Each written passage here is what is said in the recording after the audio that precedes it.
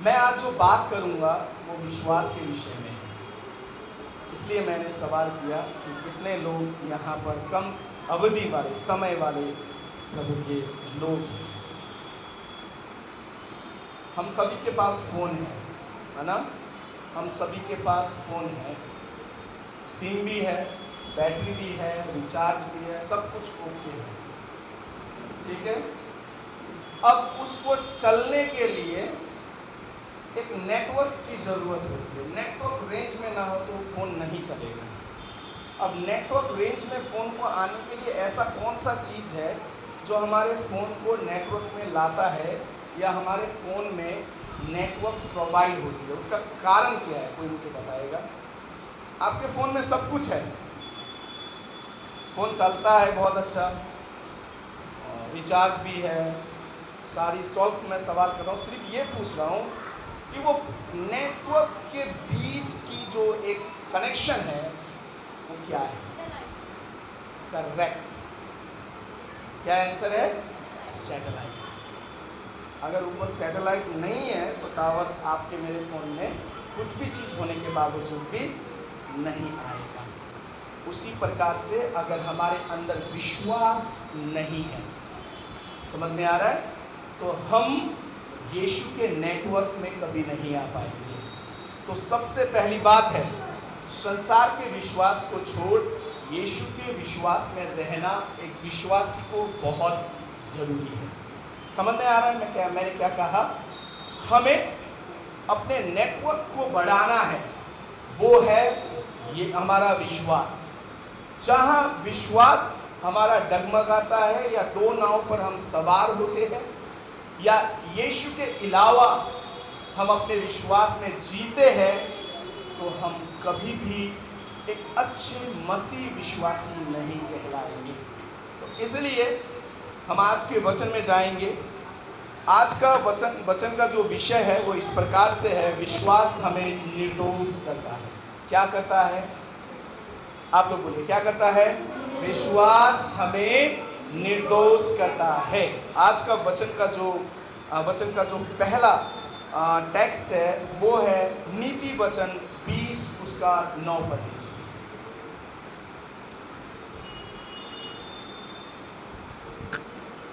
फटाफट पढ़िए। नीति वचन 20 उसका 9। कौन कह सकता है? हाँ, ध्यान से सुनिएगा। प्रभु का वचन कहता है कि कौन कह सकता है कि मैंने अपने हृदय को पवित्र किया, मैंने अपने हृदय को पवित्र किया, अथवा मैं पाप से शुद्ध हुआ हूँ। हाँ, कौन कह सकता है? बताइए।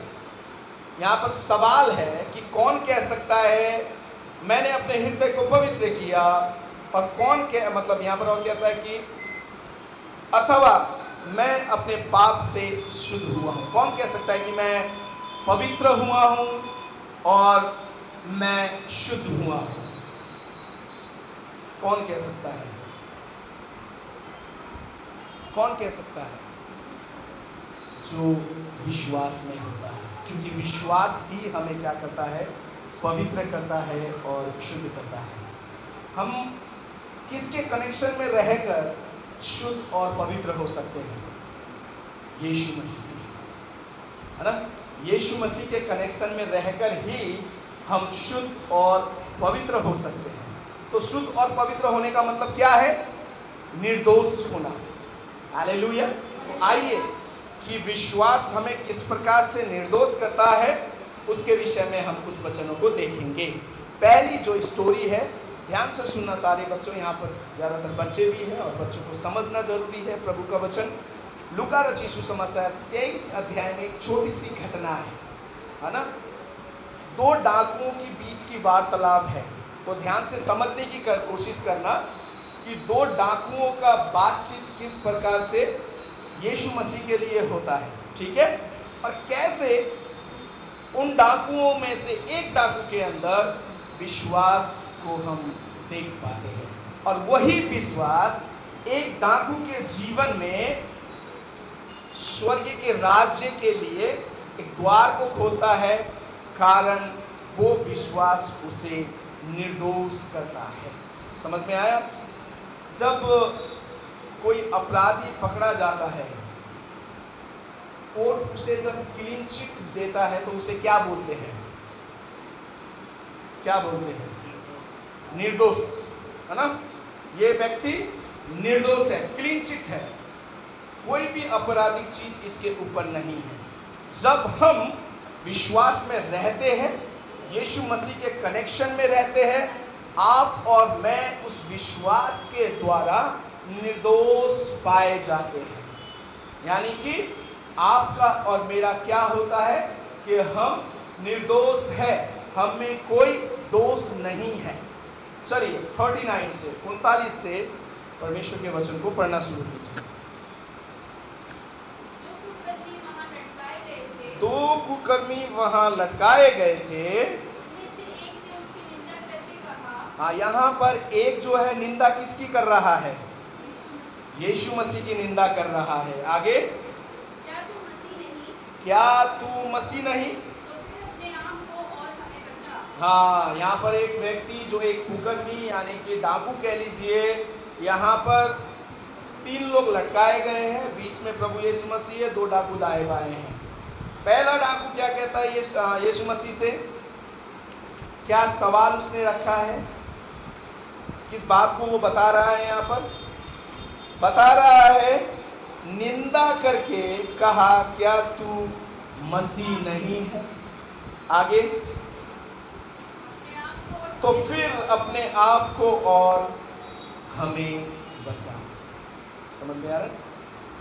यहाँ पर इस व्यक्ति की बात को आप देख सकते हैं, लेकिन वहीं पर दूसरा व्यक्ति क्या कहता है? इस पर दूसरे ने उसे डांट कर कहा, क्या तू परमेश्वर से भी नहीं करता?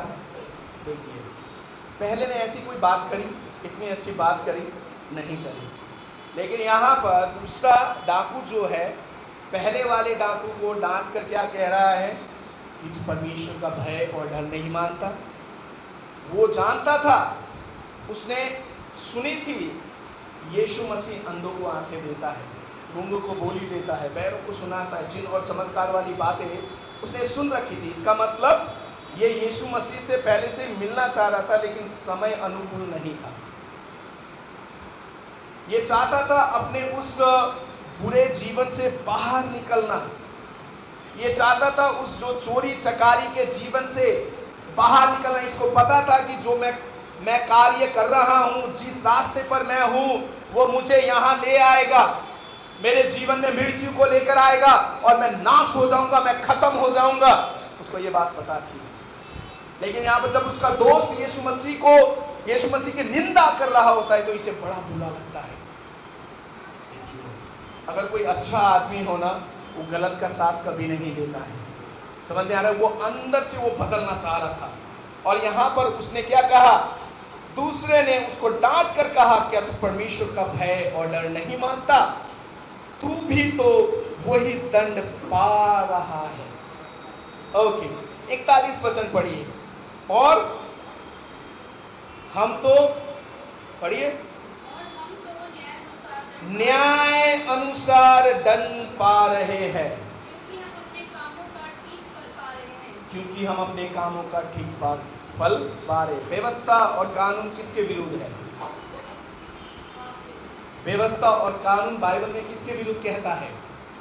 पाप के विरुद्ध कहता है। समझ में आ रहा है? जब हम गलती करते हैं तो उसकी सजा के विषय में बाइबल बताती है। यहाँ पर उसने क्या कहा? हम जो सजा भुगत रहे हैं वो हमारी गलती का फल है। मेरे प्रियो, एक अच्छे विश्वासी के अंदर अपनी गलती को मानने की क्षमता होनी चाहिए, क्योंकि एक अच्छा विश्वासी एक अच्छा योद्धा होता है और परमेश्वर का डर और भय मानने वाला प्रभु का जन होता है। इसलिए जो विश्वासी, अब शब्द सुनिए, विश्वासी और विश्वास अलग नहीं है। एक विश्वासी विश्वास के अनुसार अपने जीवन को चलाता है और विश्वास के अनुसार चलता है, चीजों के ऊपर भरोसा रखकर नहीं। आपने देखा होगा बहुत सारे बड़े बड़े लोगों को, वीआईपी लोगों को देख लीजिए, वो संसारिक चीज़ों का सहारा लेते हैं अपनी रक्षा के लिए। समझ में आ रहा है?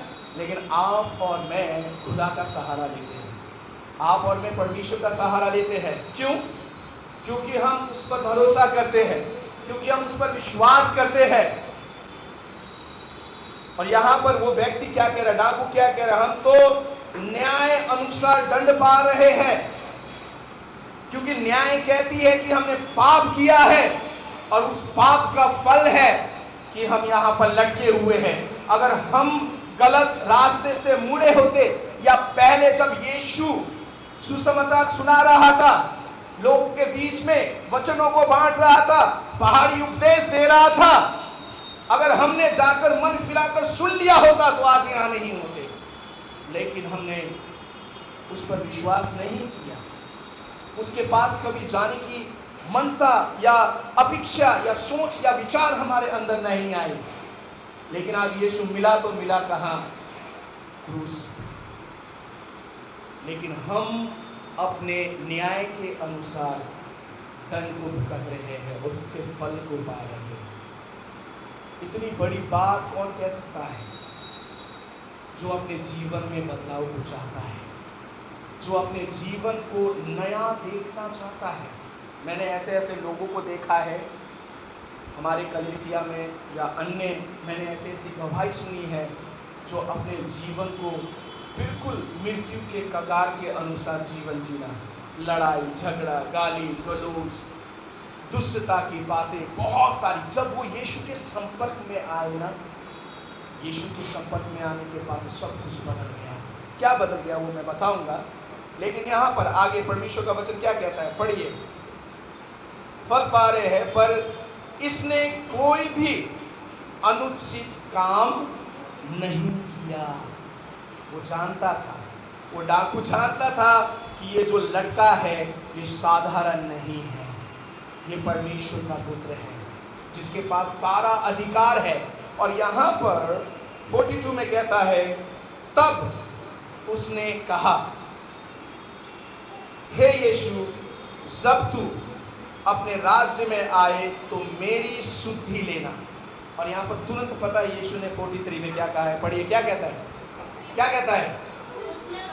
उसने उससे कहा, यीशु मसीह ने उससे कहा, हाँ, मैं तुझसे सच कहता हूं कि आज ही तू मेरे साथ स्वर्गलोक में होगा। Praise the Lord, hallelujah. Hallelujah. यीशु मसीह ने क्या कहा? स्वर्ग में जाने के लिए आपको और मुझे निर्दोष होना पड़ेगा। समझ में आ रहा है? निर्दोष होना पड़ेगा। वो व्यक्ति तो पापी था, कितनों का घर उसने बर्बाद किया होगा, डाकू था, लूटे होंगे। आजकल फ्रॉड बहुत हो रहा है, पता है आप लोगों को? साइबर क्राइम बहुत ज़्यादा हो रहा है, ऑनलाइन ठगी बहुत हो रहा है। एक 3 साल का बच्चा, 8 साल का एक लड़का, दोनों मियाँ बीवी, चारों ने सुसाइड किया और मर गए। पहले तो माँ बाप ने दोनों बच्चों को जहर दिया और खुद को पंखे में लटका के वो मर गए साइबर क्राइम के कारण से। इन्होंने कई सारे घर बर्बाद किए होंगे, कई सारे निर्दोषों का, मतलब कई सारे ऐसे जो बेचारे गरीब लोग होंगे उन लोगों को सताया। डाकू है इसलिए तो सजा भुगत रहे हैं। लेकिन जब ये यीशु मसीह के सम्मुख में अपने विश्वास को रखता है, पश्चाताप के विश्वास को रखता है, यीशु मसीह ने क्या कहा? तू निर्दोष हो चुका है। Praise the Lord. तू निर्दोष हो चुका है और तू कहाँ होगा? स्वर्गलोक में होगा। कब होगा? आज ही होगा। हालेलुया। इसलिए मैंने कहा कि विश्वास हमें निर्दोष करती है, निर्दोष बनाती है। अगर हम सही विश्वास में यीशु मसीह के साथ चलते हैं। इसका एक और उदाहरण और कहानी एक और है, दानियल की पुस्तक 6 अध्याय में।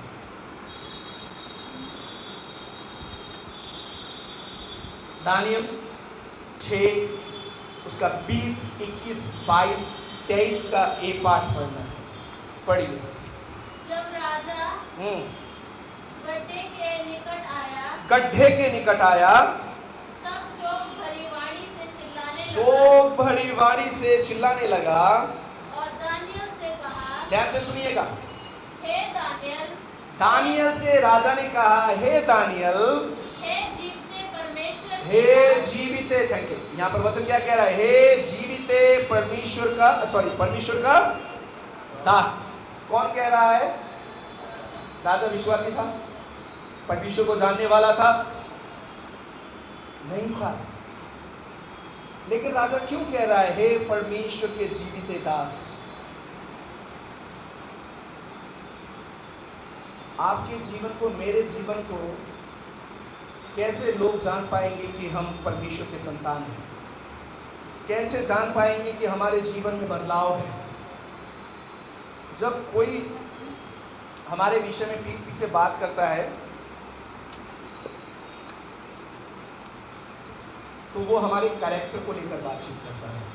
कैरेक्टर मतलब चरित्र को लेकर बातचीत करता है। समझ में आ रहा है? चरित्र, निर्दोष होना बहुत जरूरी है। अगर चरित्र में खराबी है तो लोग बहुत सारी बातों को करते हैं। तो हमें अपने चरित्र को, अपने चाल को सुधार के अपने जीवन में चलने की आवश्यकता है। अब यहां पर एक परमेश्वर का दास है और राजा, जिस राजा ने लोगों का सुनकर गड्ढे में डाल दिया, सजा मिल रहा है, राजा को क्यों उसके ऊपर प्यार आता है? ऐसा क्यों आएगा? राजा है भाई, राजा क्यों दानियल के विषय में सोचेगा? क्योंकि राजा के मन में ये बात चल रही है और राजा ये बात जानता है कि लोगों के द्वारा मैंने ये सब किया, लेकिन मेरे दिल और दिमाग ये गवाही नहीं देता कि दानियल कुछ ऐसा भी कर सकता है। लोगों ने उस्काया, भड़काया, राज्य की बात थी, डाल दिया। कहां डाला? कहां डाला? हाँ, कहां डाला? शेर के मांद में। और यहां पर जब पूरी रात सो नहीं पाया, वचन को पढ़ेंगे ना तो वो पूरी रात सो नहीं पाया, उसका ध्यान सिर्फ वही गड्ढे के अंदर था जहां शेर के मांद में डाल रखा था। तड़के सुबह उठता है, गड्ढे के पास जाता है, बोलता है, हे राजा, हे जीविते परमेश्वर का दास। आप और मैं प्रभु के लोग हैं, आप में मसीह कहलाते हैं। हमारा मसीही चाल चलन व्यवहार बहुत अच्छा होना बहुत जरूरी है। जैसे आप कलीसिया में आते हैं, सिर्फ मसीह के तरह मत व्यवहार कीजिए। बाइबल जीवित परमेश्वर को जानने वाले व्यक्ति के समान जीवन को जीना अपने लोगों के बीच में, अपने परिवार के बीच में, अपने रिश्तेदारों के बीच में, अपनों के बीच में बहुत जरूरी है कि ये वो लोग कहने पाए कि आप सच्चे परमेश्वर की आराधना करते हैं, आप जीवित परमेश्वर के ऊपर विश्वास करके अपने जीवन को जीते हैं। बहुत सारे लोग ऐसे होते हैं, बाहरी रूप में ऐसे होते हैं, मसीह में लोगों के बीच में ऐसे होते हैं, लेकिन वो ऐसा जीवन नहीं जीते हैं। मेरे विश्वासी मेरे सामने इतने धर्मी बनते हैं, लेकिन पीठ पीछे की उनकी कहानी कुछ और होती है। इसका न्याय मैं नहीं करने वाला, इसका न्याय खुदा करने वाला है, इसका न्याय प्रभु करने वाला है। क्योंकि जैसा बीज बोते हैं वैसा ही फल खाते। अगर आप विश्वास में मजबूत तरीके से, मुझे नहीं पता आप किस मनसा से यहाँ आते हैं, ये बहुत अभी छोटा झुंड है, ऐसा हमारा शब्द है, लेकिन ये प्रभु का घर है। वचन कहता है जहां पर उसके नाम से 2 या 3 इकट्ठे होते हैं, वहां परमेश्वर की उपस्थिति, उस खुदा की उपस्थिति, उस यीशु मसीह की उपस्थिति होती है। वही काम जो बड़े कलीसियाओं में आप देखते हैं, उससे भी बढ़कर इस कलीसिया में भी प्रभु वही काम करता है, क्योंकि उसी खुदा की आराधना हम करते हैं। दुनिया के हर जो पृथ्वी में जितने भी एक मसीह झुंड पाए जाते हैं, कलीसिया पाए जाते हैं, सब उसी खुदा की आराधना करते हैं, उसी यीशु मसीह की आराधना करते हैं। कोई फर्क नहीं है, कोई भिन्न नहीं है। लेकिन हम विश्वास में कैसे हैं? यीशु मसीह कहने पाए कि हम उस पर विश्वास करके चलने वाले हैं। गले में लॉकेट लगाने से कोई विश्वासी नहीं होता। घर में बड़ा सा पोस्टर, मैं मन की बात लिखता हूं, आप फेसबुक में देख सकते हैं, मैंने लिखा है, गले में क्रॉस लटकाने से या घर में बड़ा फ्रेम लगाने से कोई विश्वासी नहीं होता है। विश्वासी वो होता है जो यीशु की आज्ञा पर, वचन कहता है, जो उसकी आज्ञाओं पर चलता है, जो उसकी आज्ञाओं को मानता है, जो पवित्र जीवन जीता है, जो उसके कलाम को सुनकर अपने जीवन में चलता है। यहां पर एक राजा जो विश्वासी नहीं है, वो कह रहा है, जीवित परमेश्वर का दास। आपके विषय में भी लोग कहने पाए, आप जीवित परमेश्वर के जन हैं, बेटा है, बेटी है। आपका उठना, आपका बैठना, आपका चलना, वो एक गवाही हो यीशु मसीह में। और सबसे बड़ी बात, आगे वचन को पढ़ेंगे, पढ़िए, क्या तेरे परमेश्वर ने, है ना, यहाँ पर कह रहा है कि क्या तेरे परमेश्वर ने तुझे जीवित रखा है। आगे बढ़िए, 21 पढ़िए।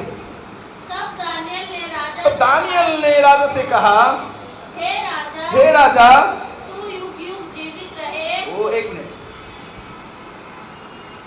अगर संसार में मनुष्य आपके साथ बुरा करता है, फॉर एग्जाम्पल यहाँ पर किसी के साथ भी किसी ने बुरा किया, तो हमारा व्यवहार उस व्यक्ति के प्रति कैसा होता है, या कैसा होगा? हाँ, बुरा होगा, है ना। मान लीजिए यहाँ पर शेर के मान में डाल दिया है और राजा पूछने के लिए आ रहा है, भाई कैसा है? आप और मैं होते तो क्या करते? खूब सुनाते, खूब बुरा भला कहते। यही तो परमेश्वर नहीं चाहता है हमारे जीवन से। देखिए कितना अलग बात है। परमेश्वर की दास का जीवन देखिए, इसलिए राजा ने कहा, हे जीवित परमेश्वर का दास, क्योंकि राजा जानता था कि दानियल का जीवन कैसा है। पता है, वो दिन में 3 बार प्रार्थना किया करता था, ये बात राजा को पता है। वो परमेश्वर की उपस्थिति में बहुत खराई से चलता था, राजा को पता है। और जब दानियल से राजा पूछता है, हे दानियल, तू जीवित है, जिंदा है? आप और मैं होते तो खूब सुनाते। कई बार कोई हमारे साथ बुरा करता है, सामने बोलने की हिम्मत नहीं होती है, घर में आकर पूरा गुस्सा उतारते हैं, बाथरूम में जाकर गुस्सा उतारते हैं, चीजों के साथ गुस्सा उतारते हैं, गुस्सा आ रहा होता है उसके ऊपर। लेकिन ऐसा स्वभाव, ऐसा चरित्र खुदा नहीं चाहता। एक विश्वासी के जीवन में बुराई के बदले बुराई कभी नहीं होना चाहिए। वचन क्या कहता है? बुराई के बदले तुम प्रार्थना करो उसके लिए, भलाई करो उसके लिए। और यहां पर ध्यान से सुनिएगा, तब राजा ने दानियल से कहा, हे राजा, तू युगानुयुग जीवित रहे। यहां आशीर्वाद कौन दे रहा है? दानियल दे रहा। कितने मजे की बात है ना। बुराई शेर के मांद में है, पूरी रात रखवाया, और दानियल यहां पर राजा को आशीर्वाद दे रहा है कि हे राजा, तू युगानुयुग जीवित रहे। क्योंकि उसका जो शब्द निकल रहा है वो परमेश्वर की वाणी के द्वारा निकल रहा है कि तुझे जीवित रखने वाला खुदा है, तू जीवित रहना, तेरा बाल भी कभी बांका ना हो। एक विश्वासी का जीवन। आगे वचन पढ़ते हैं। तब राजा ने बहुत आनंदित होकर, नहीं, 22 पढ़िए। मेरे परमेश्वर ने अपना दूत भेजकर, ध्यान से सुनिएगा, मेरे परमेश्वर ने अपना दूत भेजकर सिंहों के मुंह को ऐसा बंद कर दिया कि उन्होंने मेरी कुछ भी हानि नहीं की। कुछ हानि नहीं। आपको एक घटना, छोटी सी बात बताता हूँ। अभी हमारे कलीसिया में एक बहन को लेकर बहुत प्रार्थना हो रहा है। आप लोग निरंतर उस बहन के लिए प्रार्थना करना। उनका नाम सोनिया है, पेशेंट केयर की जॉब करती है। पिछले हफ्ते की बात है, संगति खत्म होने के बाद हम शाम को एक घर में प्रार्थना के लिए गए थे। वो बहन वहाँ पर आई थी और मेरी वाइफ का उस दिन नाइट ड्यूटी था, तो प्रार्थना के बाद मुझे उन्हें छोड़ना था। पहले हम लोगों ने वहाँ प्रार्थना किया, भोजन किया उस बहन के साथ, सब परिवार मिलकर, बहुत अच्छा रहा। फिर मैंने अपनी वाइफ को ड्यूटी पे छोड़ा, हम घर आ गए, सब कुछ ओके। लेकिन सुबह एक बुरी खबर सुनने को मिला, एक घटना की खबर सुनने को मिला कि जहाँ पर बहन रात को गई, वो प्रार्थना के बाद अपनी जगह पर, क्योंकि एक पेशेंट की केयर कर रही थी, उस घर में रात को 1-1:30 बजे करीब आग लग गया।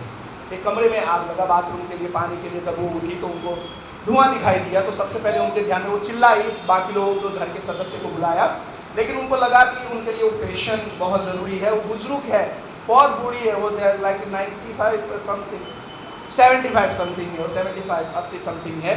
तो उनको बचाने के चक्कर में उन्होंने क्या किया, उन माता जी को उन्होंने कम्बल से अच्छे से लपेट के उनको कुछ दिखाई नहीं दे रहा था, सूझ बूझ नहीं था, क्या करना है, उनका ध्यान सिर्फ उस माँ के ऊपर था। उसी कमरे में लेकर घुस गए जिस कमरे में आग लग रहा था, और वहाँ पर बिजली का वो एसी के डक की वजह से हुआ था। और उसी कमरे में घुसने के बाद वो सारा जो स्मोक होता है, जो धुआं होता है, उन्होंने ज़्यादा मतलब उनको ऑलरेडी प्रॉब्लम था इन सारी चीज़ों से, और वो जैसे उस कमरे में गई, उनको धक्का दिया अम्मा को, वो तो कमल के सहारे बैठ गई, बाकी लोग तो आ गए। जब तक वो आए तब तक तो बहन गिरकर काफ़ी उन्होंने स्मोक जो है, काफ़ी जो धुएँ हैं वो कंज्यूम कर दिया था, फेफड़ों में, दिमाग में, सब जगह वो चढ़ गया। और सुबह आईसीयू क्या बोलते हैं, नवीन हॉस्पिटल लेकर गए। फिर वो जो जिस घर में वो केयर की काम कर रही थी, वो यथार्थ हॉस्पिटल में दोनों पति पत्नी डॉक्टर है, एक पीडियाट्रिक की और एक गायने की डॉक्टर है। तो फिर यथार्थ हॉस्पिटल सुबह 5 बजे 6 बजे करीब वहाँ शिफ्ट किया गया, वो वेंटिलेटर में थी। और मंडे के सुबह रात को हम मिलने के लिए गए 10 बजे, हम पूरे दिन हॉस्पिटल में थे, वो नाइट ड्यूटी से थकी थी। हम गए, जाने के बाद फिर एक मन आया कि हम अगले दिन उपवास करेंगे, खुदा सुनता है। डॉक्टर ने 3 दिन का समय मांगा था, लेकिन परमेश्वर ने उपवास शुरू होने से पहले 1 दिन में खड़ा कर दिया, पाइप हटा दिया। पाइप हटाने के बाद जब मैं उस बहन के पास गया, मैंने कहा कि बहन, ये वचन के अनुसार परमेश्वर ने मुझसे बातें की कि कहना कि तूने उस अम्मा की रक्षा की और तेरी रक्षा मैंने की। डॉक्टर ने 3 दिन का समय मांगा था, लेकिन अभी भी उनको नॉर्मल वेंटी में रखा गया है, क्योंकि पाइप निकालने के बाद इन्फेक्शन हो गया था, सूज गया था, सांस लेने में दिक्कत हो रही थी। अभी उनको वेंटी में रखा है, ऑक्सीजन दे रहे हैं। मैंने बहन से कहा कि बहन, परमेश्वर कह रहा है आपने उन अम्मा की रक्षा की। जब वो जिनकी वो माता थी वो आए, जब वो होश में थी, तो लिख के उन्होंने बताया कि सर मैं माफ़ी चाहती हूँ, मैं माता जी को बचा नहीं पाई। लेकिन उनको नहीं पता था कि माता जी बिल्कुल मस्त है, उनका एक भी बाल बांका नहीं। मैंने कहा कि बहन, आपने उस माता के लिए आपने अपनी जान को जोखिम में डाला, आपने उनको बचाया। देखिए, खुदा ने आपको बचाया, आपको मरने नहीं दिया, आप जीवित हैं। और यहाँ पर परमेश्वर के दास को बचाने के लिए परमेश्वर ने अपने स्वर्गदूत को भेजा, क्योंकि ये पहले से ही तैयार था। इसका विश्वास, दानियल का विश्वास बहुत मजबूत था, बहुत अच्छा था, क्योंकि वो हमेशा प्रार्थना किया करता था। वो हमेशा परमेश्वर के साथ अपनी तैयारी में कि समय आने पर मेरा विश्वास ही मेरी रक्षा करेगा, मेरा विश्वास ही मुझे विजय देगा, मेरा विश्वास ही मेरा ढाल बनेगा। यही होता है शेर के मान में। यहाँ अगर कोई जानवर छोड़ दे तो अपना जीभ ललचाए और वो लपेटेगा, बोलेगा मजा आ गया भैया। अब जो हट्टे कट्टे हैं, थोड़े ताजे, मैं हो गई, ये हो गई, मेरी पत्नी हो गई, हम थोड़े हट्टे कट्टे हैं ना, चर्बी ज़्यादा है, ऐसा है, बड़े शौक से खाएगा वो। लेकिन यहाँ पर राजा को क्या जवाब मिलता है कि मेरे खुदा ने, मेरे परमेश्वर ने स्वर्गदूत को भेजकर शेर के मुंह को बंद किया। Praise the Lord, hallelujah. आगे वचन पढ़िए, देखिए मजेदार वाली बात आने वाली है, पढ़िए। हानि होने, कुछ भी हानि नहीं की। आगे पढ़िए।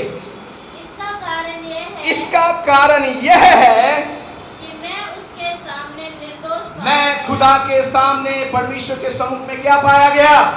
निर्दोष पाया गया।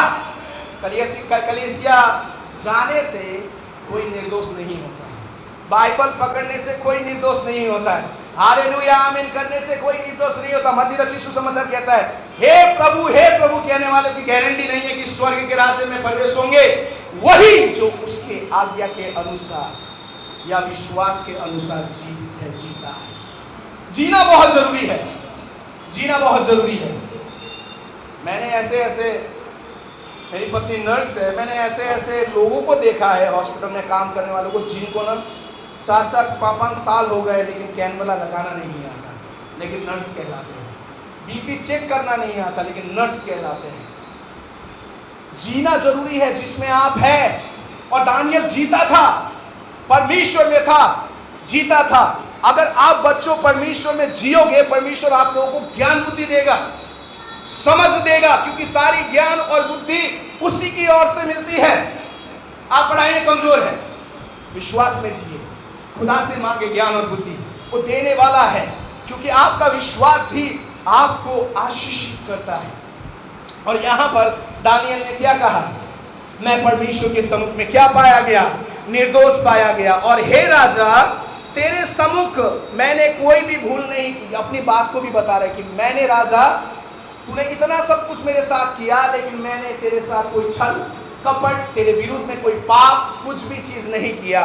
और वचन 23 कहता है, तब राजा ने बहुत आनंद होकर दानियल को गड्ढे में से बाहर निकालने की आज्ञा दी।